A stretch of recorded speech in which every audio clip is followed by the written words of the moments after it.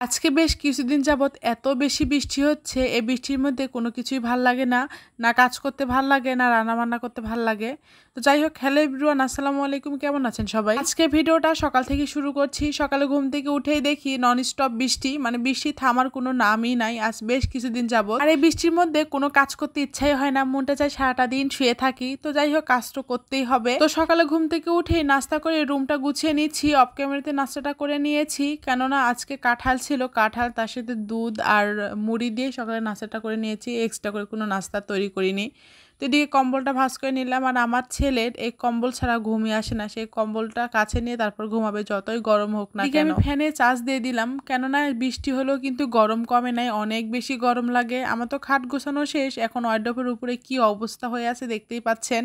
যদিও আমার রুমটা সবসময় এভাবে সুন্দর করে সাজিয়ে গুছিয়ে রাখতে পারি না, কারণ আমার একটা ছোট্ট বাচ্চা আছে, সে অনেক বেশি অগোছালো। আমি জানি না কার কার বাচ্চা এরকম অগোছালো, আমার বাচ্চা অনেক বেশি অগোছালো, মানে সে রুম সুন্দর গুছিয়ে রাখতে দেয়ই না আমাকে। আমি সকালে নাস্তা করার পরে আলু আর ডিম সিদ্ধ করতে দিয়ে দিয়েছিলাম। আলু ডিম কিন্তু সিদ্ধ করা হয়ে গেছে, যেহেতু আজকে আলুর ডাল রান্না করব।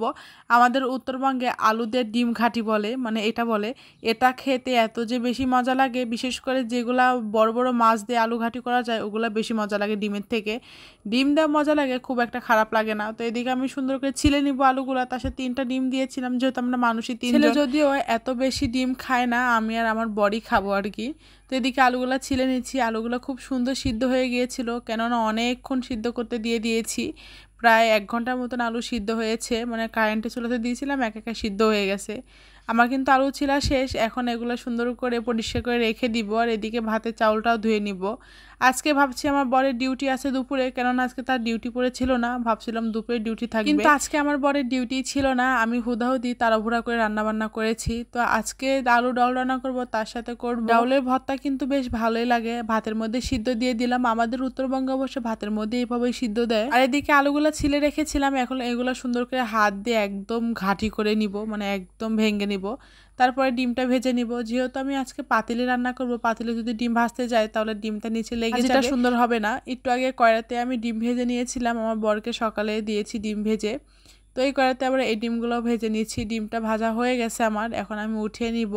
আর ডিম কিন্তু একদম পুরো করে ভাজলে খেতে কিন্তু অনেক বেশি মজা লাগে। তো এদিকে আমি আলু ঘাটি করব, তার জন্য দিয়ে দিলাম পাতিল। আর পাতিলে কিন্তু যে কোনো ঘাটি রান্না করলে অনেক বেশি ভালো হয়, মানে সুবিধা হয় নাড়াচাড়া করতে। আর এই আলু ঘাটি কিন্তু খুব সুন্দর করে করতে হয়, বেশি করে মশলা দিয়ে না করলে কিন্তু একদমই খেতে মজা লাগে না। আর গরুর মাংস যেভাবে রান্না করতে হয়, এই আলুর ঘাটি সেম সেভাবে রান্না করতে হয়, সেম মশলা দিয়ে দিতে হয়। তো এই পেঁয়াজ উঠাই দিয়ে আমি একটু ঘরে গিয়েছিলাম, এসে দেখি একদম পুড়ে গিয়েছে। তারপর তরকারিটা খেতে কিন্তু অনেক বেশি মজা হয়েছিল। তো এদিকে আদা রসুন জিরা সব কিছু দিয়ে দিয়েছি, হলুদের গুঁড়া মরিচের গুঁড়া গরম মশলা, মানে মুরগির মাংস বা গরুর মাংস যেভাবে রান্না করি সচরাচর সেভাবেই রান্না করতেছিলাম।